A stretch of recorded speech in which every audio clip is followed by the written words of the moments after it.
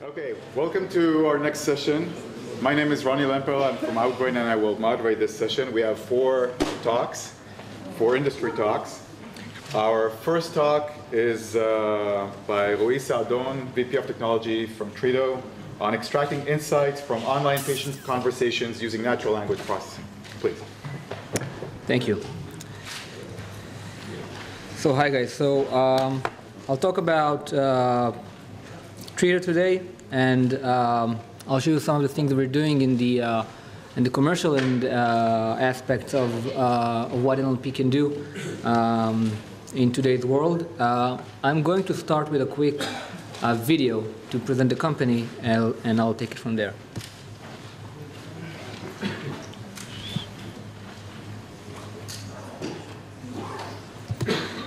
So you've got this thing. Now, your head's probably swimming, because it's a serious thing, not a thing. You go to see the doctor who prescribes you medications for your thing, and you can't even pronounce the name of your medication, let alone understand what effect it might have on you and your thing. When you think about it, it's a pretty big leap of faith to take any prescription medication, especially with all the side effects you read about in the fine print. You can always go to the web to learn about what other people are experiencing on a medication, but there's so much info there that you're just swimming in stuff that's not relevant to you.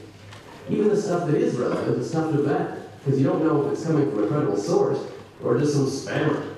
It's frustrating. You gotta deal with this thing, and all you want to know is what you and your thing are getting into. Wouldn't it be awesome if there was one comprehensive and credible place you could go to learn what other people like you are experiencing with the same things and the same medications? Introducing Treato.com.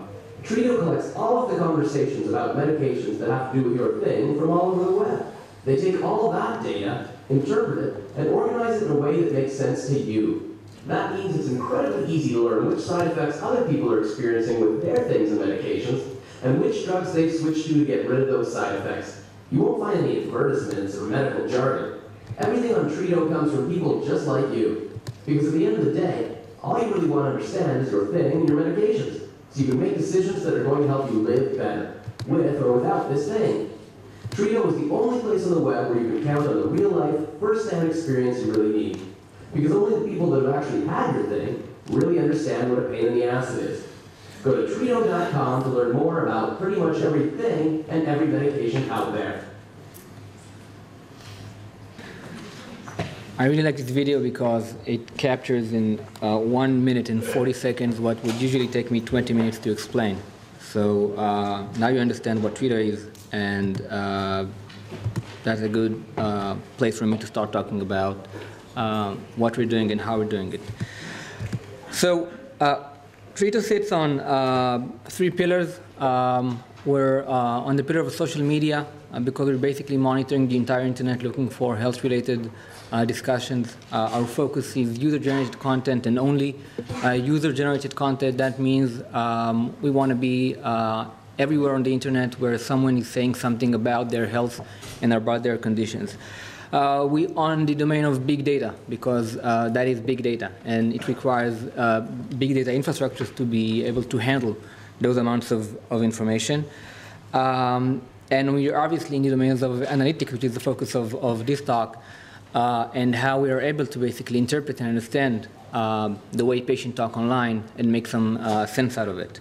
That requires us to have an ability to somehow teach the algorithm to understand medicine. And we're not trying to be a doctor. It's not a Watson kind of approach. But it does require a heavy set of ontologies and background information to support this work, and I'm going to talk about that. Quickly about the company, established in 7 years ago under a different name, First Life Research, if you may have encountered it. We've launched in 2011 our Treato.com, which is our B2C portal. It's for patients. That was the purpose of this video. It's addressing the consumer audience. And 1 year later, we entered the B2B market with our offering Treato Pharma, today called Treato IQ, which I'll show you later during this talk, that we're targeting the pharmaceutical companies audience. I'm I'm the VP of Technology, and I'm with the company since day one, and graduated from Bar-Ilan University.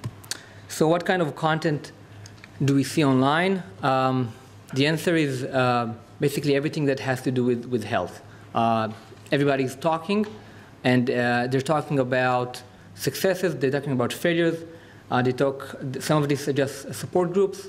Some of these are patients talking on behalf of themselves. Some of these are what we call caregivers, people who talk on behalf of their children, their spouses, or their parents. The data itself is very diverse, and eventually you can find almost anything in there. We have a saying, it says, the data has it all, because once you're able to monitor the entire internet, you're guaranteed to know everything if you have the right tools. How does this work? We're taking posts from the internet. This is an example of a thread, 2 posts. Multiply that by the billions, and all is being fed into the text analysis engine. The engine has 3 main purposes. One thing, it knows to detect medical language.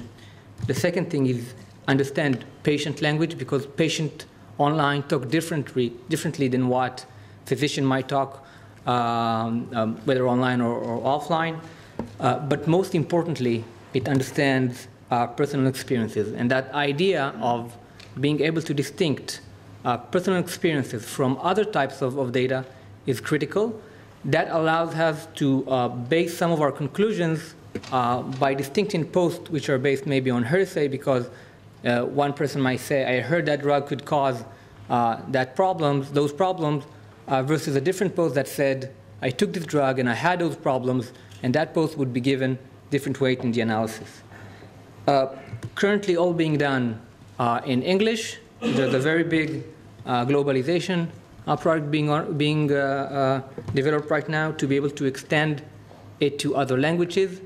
So we're looking at Spanish, we're looking at French, and we're looking at many, many other languages. And all of that we believe it would be accomplished using machine translation, so that the trick eventually would be to keep the core components in English, but use the right tools to translate the data into English. So what we're doing with all of that analysis after the processing and the aggregation is presenting it in 2 products. One product is Treato.com. It's a B2C offering. It's for patients. It's free. It does not require registration, does not have any ads, and is addressing patients through the idea of data coming from patients should eventually go back to patients and allow them to learn from the experience of others. Our other product, our offering, is our B2B offering, which is the Treato IQ. Treato IQ is a much more analytical offering. Both products are using the same data sets, but the consumer product has, I would say, a much more basic level of analysis, where the majority of the tools are in the B2B offering, mainly because eventually different audiences require different capabilities, and there are some aspects which regard to, I would say, our responsibility to how people might interpret the data, which is a different discussion. Some numbers. So we're looking at nearly 3,000 sites, which are basically health-related sites in one way or another from all over the internet. Some of these are specific to diseases. Some of these are specific to health in general. But all have valuable information if you can eventually tap into it. There's data we get directly by crawling the web, and there's data we're getting from third-party sources. In combined, that brought us to date nearly 2 billion posts, and to be able to analyze that amount of data puts us in the realm of big data, because eventually the need is to be able to process and reprocess constantly all that data when new algorithms are coming out and improvements. Final slide about the numbers. We're talking about between 500,000 and 1 million new posts every day. And that number does not only give us a lot of data when it comes to a single drug, it also gives us coverage. I think that's the big story here. I've mentioned Treato.com, which is the consumer offering to date, gets between 2 million and 3 million visits per month. That is allowed because Treato.com has a very, very good presence in the long tail of the internet. When you search for rare combination of stuff, Treato.com is that one place that brings it all together, and that gives it its strength. Now, I don't have to say to this audience, huge amounts of data means big challenge to index, big challenge to be able to find data later, and the trick is for us was to primarily start by organizing the data. And that is allowed through the use of medical ontologies that we've created. You're not supposed to actually be able to read everything here, but the point of this slide is to say that there's many sources that we've taken information from. Most of them are, by the way, open source information and free information.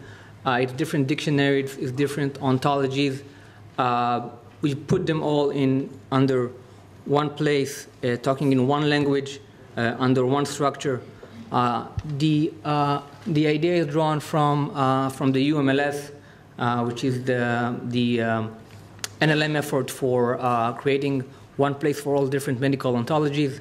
That idea says that we're looking at things under the level of concepts and not necessarily words. So a concept is something that has a meaning, and that concept has synonyms associated with it. And then the concepts, which are the entities, have the relationship between them. So that is a typical way of how the structure looks like. And then just the known relationship between the different concepts. So we know that Lipitor is a drug that treats high cholesterol, and we know its active ingredients, and we know what other drugs also have that active ingredients. All of that helps us both in analyzing the aggregated data, but also when analyzing the individual post. We have, I call it 4 challenges when it comes to doing what we're doing. I'll briefly skip through some of them because time is short, and I think there's more relevant topics for this talk here. The 2 here are the one that we're most interesting about. So obviously there's the challenge of getting the UGC. That is a challenge because most of the data is spam, and you know the rules, garbage in, garbage out. A lot of effort goes into that realm. There's the effort of scraping the data and understanding it. So you want to know what kind of parts of the text we take and which parts not to take, because they would create basically noise. But the real challenge is being able to understand how patients talk online, which, like I said, is different. So the example I give here is when you take the ontologies from the medical domain, they have these abbreviations and acronyms already in place. One of the examples is TIA, which is transit ischemic attack. Early on down the road, we started analyzing the data, and then we noticed that TIA is being mentioned quite a lot in almost every drug. That was a little bit surprising. We looked at the post, and we quickly realized that what it means is thanks in advance, because patients online talk differently than how a physician or the medical literature much regards things. That is, for us, that is considered a critical error, something that we can't allow, and a lot went into being able to understand how patients talk online. So when a patient might say that her periods are screwed up, that means irregular periods, and that is an existing concept in ontology that we created a mapping for a new synonym for it. That is over 10,000 synonyms, patient synonyms, that we've added to the system. We're looking at someone who might say, I almost had a heart attack. So that does not mean that they literally almost had a heart attack, they just got scared. One post said, I I saw the price of the drug and I almost had a heart attack. And then you have heart attack associated with the side effect of the drug, which is obviously not the case. Ambiguity is a huge challenge. MS could mean multiple sclerosis. It could mean motion sickness. It can mean Mrs. Smith, or it can mean someone trying to understand how to do something with MS Word. Bipolar could be, BP could be bipolar, could be blood pressure, or it could be British Petroleum. All of that is the information that we have to understand. The NLP itself, and the interesting part is here, is when patient says, I was on Byetta, the system not only understands that this post talks about the drug called Byetta, that part is simple, it understands that there's a usage report of Byetta here. Later down the post, we have the patient saying that they had no side effects, so we can associate a positive experience of having no side effect to Byetta. Same goes, for example, when analyzing switching between two posts, two drugs. The examples here are multiple, and that diagram here shows all the different possibilities of, well, we call them classifications, or you can call them insights of what we're trying to extract from the post. And the notion here is that it goes way beyond sentiment analysis, because what is, say, being positive or negative about a drug? Well, positive could be many, many things. Could be the drug is effective. Could be the drug has no side effects. Negative could mean that the drug is causing an allergy. There's algorithms that are targeting specific entities and trying to describe what people are saying about those entities, and there's algorithms that are trying to do the much harder task, and that is describe the relation between two entities. And in that sense, I would say the biggest challenge, I don't know if the biggest, but definitely a huge challenge, is actually evaluation. The data itself is so diverse, so even if you have an algorithm which you've checked in one domain, for example, diabetes, and you know that it works well, this has precision of 90%, it does not mean that it would have precision of 90% over different conditions. And evaluating the data is a huge logistic effort and requires a lot of sophisticating in how we choose and how to do it. Obviously, precision is easier to measure, but recall is harder. And our approach is precision-driven because it's in our business, it could be very, very discouraging to do mistakes in under health. The final effort is obviously doing it all in scale in real time, and for that we have big data infrastructures, Hadoop, etc. I know we're out of time. I won't talk about more technical things, but if you do want to hear more, there's a desk outside. We have a team here, and you're welcome to ask questions.